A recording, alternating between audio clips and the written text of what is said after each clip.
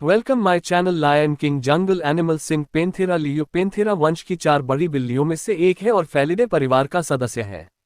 ये बाघ के बाद दूसरी सबसे बड़ी सजीव बिल्ली है 4, जिसके कुछ नरों का वजन 250 किलोग्राम से अधिक होता है। जंगली सिंह वर्तमान में उपसहारा अफ्रीका और एशिया में पाए जाते हैं।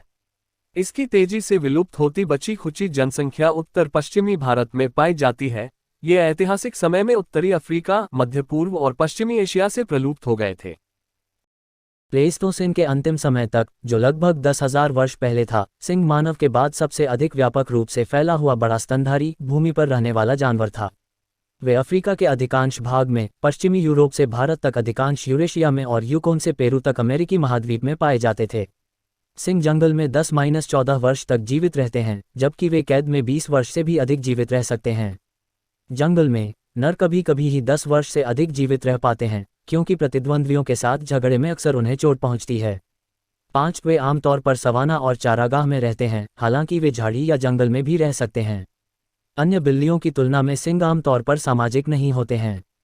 सिंहों के एक समूह, जिसे अंग्रेजी में प्राइड कहा जाता है, में संबंधी मादाएं, बच्चे और छोटी संख्या में नर होते हैं। मादा सिंहों का समूह प्रारूपिक रूप से एक साथ शिकार करता है, जो अधिकांशतया बड़े अनग्युलेट पर शिकार करते हैं।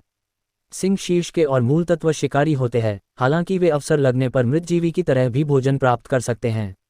सिंह आमतौर पर चयनात्मक रूप से मानव का शिकार नहीं करते हैं, फिर भी कुछ सिंहों को नरभक्षी बनते हुए देखा गया है, जो मानव शिकार का भक्षण करना चाहते हैं। सिंह एक संवेदनशील प्रजाति है। इसकी अफ्रीकी श्रृंखला में पिछले 2 दशकों में इसकी आबादी में संभवतः 30 से 50% की अपरिवर्तनीय गिरावट देखी गई है। 6 सिंहों की संख्या नामित संरक्षित क्षेत्रों और राष्ट्रीय उद्यानों के बाहर अस्थिर है। हालांकि इस गिरावट का कारण पूरी तरह से समझा नहीं गया है। आवास की क्षति और मानव के साथ संघर्ष इसके सबसे बड़े कारण हैं। रोचक तथ्य, सिंह व शेरनी के मिलन से लगभग 5 से 6 बच्चे पैदा होते हैं, जिसमें पहला बच्चा शेर, दूसरा बच्चा चीता, तीसरा बच्चा बाघ, चौथा बच्चा तेंदुए की प्रजाति का होता है। इसके बाद कुछ और प्रजातियां तेंदुओं से मिलती जुलती पाई जाती है।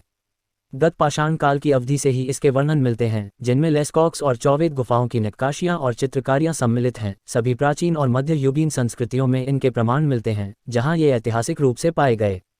राष्ट्रीय ध्वजों पर, समकालीन फिल्मों और साहित्य में, चित्रकला में, मूर्तिकला में और साहित्य में इसका व्यापक वर्णन पाया जाता है।